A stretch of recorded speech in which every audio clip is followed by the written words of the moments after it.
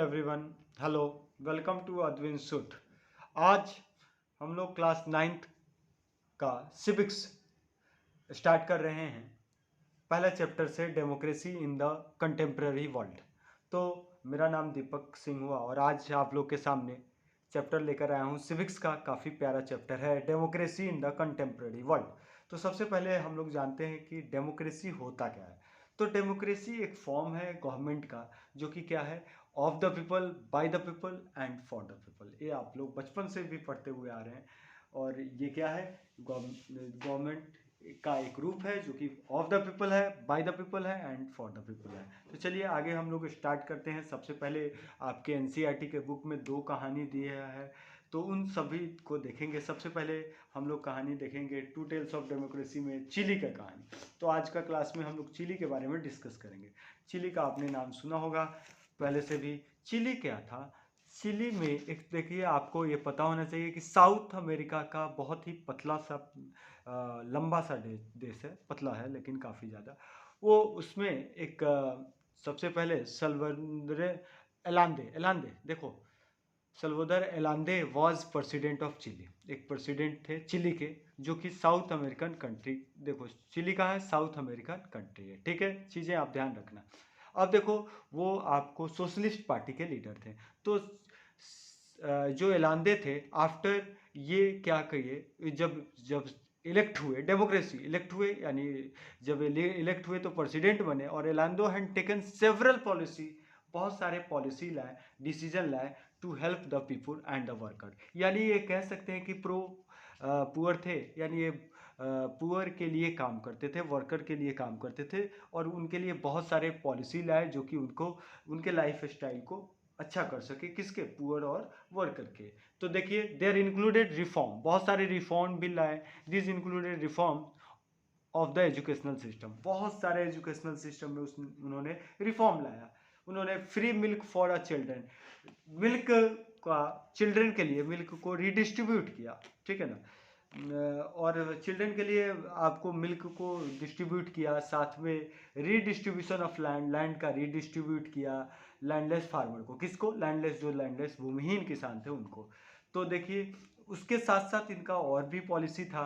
Policy क्या था, ये ही was oppose to foreign companies, जो फॉरेन कंपनीज है, जो बाहर की कंपनी है, उससे वो अपोज करते थे। क्यों? वो चाहते थे कि चिली की ही कंपनी आए और काम करे। यानी ये कंपनी क्या करती थी, जो बाहर की कंपनी थी, टेकिंग अवे नेचुरल रिसोर्सेज, जैसे कॉपर वगैरह उनके जो चिली में होता था उसको लेके चली जाती थी। तो वो चाहते थे कि कोई यहाँ की ही कंपनी इस पर काम करे, ठीक है ना। बाहरी फॉरेन इन्वेस्टमेंट से, फॉरेन कंपनी से वो चाहते थे, अपोज करते थे, ठीक है। तो ये सब देखकर लैंडलॉर्ड्स जो थे, रिच जो थे, चर्च वाले जो थे, अपोज करने लगे इसके पॉलिसी के। आपको भी पता है, जब कोई आदमी बेहतरीन काम करता है तो उसको बहुत सारा अपोज कर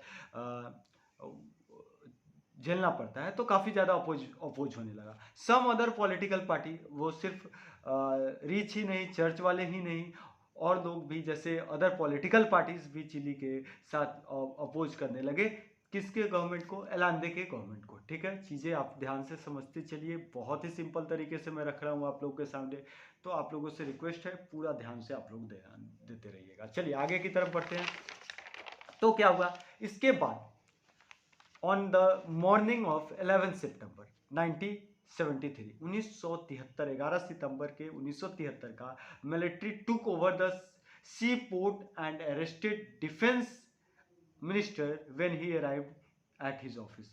देखिए, उन्होंने क्या किया, 11 सितंबर 1973 को मिलिट्री ने क्या कर लिया, सी पोर्ट को अपने कब्जा में ले लिया। यानी मैं बोल सकते हूँ कि मिलिट्री कूप हुआ। मिलिट्री कूप मतलब आपको पता भी होगा, सैनिक तख्ता पलट सुना होगा। सैनिक ने क्या कर लिया, अपने अंदर सी पोर्ट को ले लिया चिली का, और वहाँ पे डिफेंस मिनिस्टर को क्या कर लिया, उसको अरेस्ट कर लिया, ठीक है ना। तो ये चीज़ हो गया। उसके बाद मिलिट्री जो थे, मिलिट्री के कमांडर जो थे, उन्होंने प्रेसिडेंट एलांदे को बोला कि रिज़ाइन करो, ठीक है ना। लेकिन प्रेसिडेंट एलांदे ने रिज़ाइन करने से मना कर दिया और साथ में उन लीव कंट्री को छोड़ने से भी मना कर दिया। ठीक है, चीज़ें ध्यान से समझिए, बहुत ही सिंपल तरीके से कह रहा हूँ, क्योंकि अलांदे बहुत अच्छे काम कर रहे थे बच्चों के लिए, एजुकेशन सिस्टम के लिए, गरीबों के लिए, वर्कर के लिए। तो वहाँ के पॉलिटिकल पार्टी और जो भी लैंडलॉर्ड वाले थे, जो रिच थे, उन्होंने उसके खिलाफ ये सब काम किया। तो देखिए, इसके अलावा देखो मिलिट्री आ गई, तो मिलिट्री देन द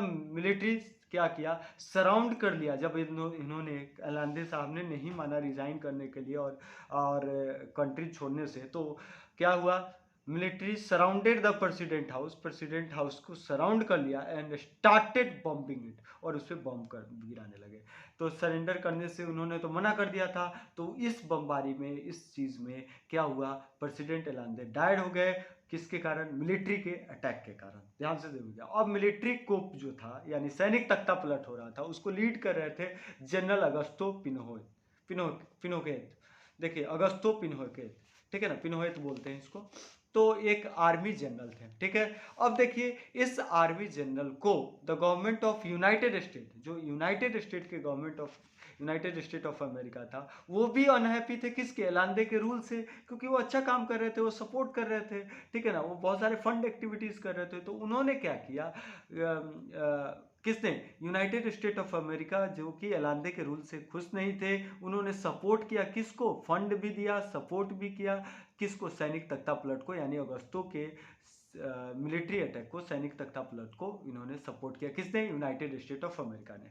अब देखिए, पिनोहेत जो थे वो बने प्रेसिडेंट ऑफ द कंट्री, और प्रेसिडेंट ऑफ द कंट्री कौन बना, Pinochet became the president of country and ruled for the next 17 years, और लगभग कितने सालों तक रूल किया, 17 सालों तक रूल किया। ठीक है, अब देखिए डेमोक्रेटिक गवर्नमेंट से, फ्रॉम अ डेमोक्रेटिक गवर्नमेंट, अब क्या हो गया, मिलिट्री डिक्टेटरशिप आ गया। कहाँ पे आ गया, चिली में। देखिए शुरू में क्या था, मिलिट्री वाला था। शुरू में डेमोक्रेटिक गवर्नमेंट इलेक्टेड होके आए थे अलांदे, और उसको पिनहोत ने हटा दिया और 17 साल तक राज किया। और उसके बाद क्या हुआ कि वहाँ पे डिक्टेटरशिप आ गया, मिलिट्री डिक्टेटरशिप आ गया, जो मन करता था वो ऐसे करते थे। अब देखिए, जब डिक्टेटरशिप आ गया तो काफ़ी बहुत सारे लोगों को बहुत सारा टॉर्चर वगैरह और ये सब चीज़ें होने लगी।